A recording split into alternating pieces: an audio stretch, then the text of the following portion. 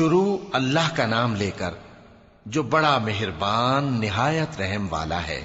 ان فرشتوں کی قسم جو ڈوب کر کافروں کی جان کھینچ لیتے ہیں، اور ان کی جو مومنوں کی جان آسانی سے نکالتے ہیں، اور ان کی جو تیرتے ہوئے جاتے ہیں پھر لپک کر آگے بڑھتے ہیں، پھر دنیا کے کاموں کا انتظام کرتے ہیں کہ وہ دن آ کر رہے گا جس دن وہ زلزلہ آئے گا، پھر اس کے پیچھے اور زلزلہ آئے گا۔ اس دن لوگوں کے دل خوف زدہ ہوں گے اور آنکھیں جھکی ہوئی۔ کافر کہتے ہیں کیا ہم الٹے پاؤں پھر لوٹیں گے؟ بھلا جب ہم کھوکھلی ہڈیاں ہو جائیں گے تو پھر زندہ کیے جائیں گے؟ کہتے ہیں کہ یہ لوٹنا تو سراسر نقصان کا لوٹنا ہوگا۔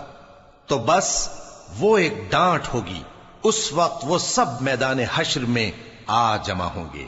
بھلا تم کو موسیٰ کی حکایت پہنچی ہے جب ان کے پروردگار نے ان کو پاک میدان یعنی طویٰ میں پکارا اور حکم دیا کہ فرعون کے پاس جاؤ کہ وہ سرکش ہو رہا ہے، پھر اس سے کہو کہ کیا تو چاہتا ہے کہ پاک ہو جائے اور میں تجھے تیرے پروردگار کا رستہ بتاؤں تاکہ تجھ کو خوف پیدا ہو؟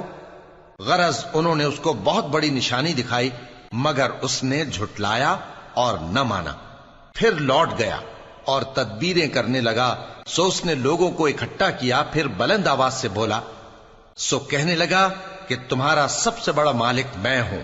تو اللہ نے اس کو دنیا اور آخرت دونوں کے عذاب میں پکڑ لیا۔ جو شخص اللہ سے ڈر رکھتا ہے اس کے لیے اس قصے میں عبرت ہے۔ بھلا تمہارا بنانا مشکل ہے یا آسمان کا؟ اللہ نے اس کو بنایا، اس کی چھت کو اونچا کیا، پھر اسے برابر کر دیا، اور اسی نے رات تاریک بنائی اور دن کو دھوپ نکالی، اور اس کے بعد زمین کو پھیلا دیا۔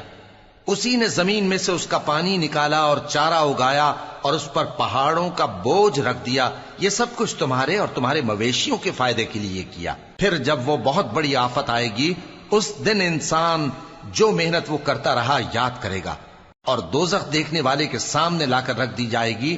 اب جس نے سرکشی کی اور دنیا کی زندگی کو مقدم رکھا تو اس کا ٹھکانہ دوزخ ہی ہے، اور جو اپنے پروردگار کے سامنے کھڑے ہونے سے ڈرتا اور نفس کو بیجا خواہشوں سے روکتا رہا تو اس کا ٹھکانہ بہشت ہی ہے۔ اے پیغمبر صلی اللہ علیہ وآلہ وسلم، لوگ تم سے قیامت کے بارے میں پوچھتے ہیں کہ اس کی آمد کب ہے، سو تم اس کے ذکر کی طرف سے کس فکر میں ہو؟ اس کا منتہا یعنی واقع ہونے کا وقت تمہارے پروردگار ہی کو معلوم ہے۔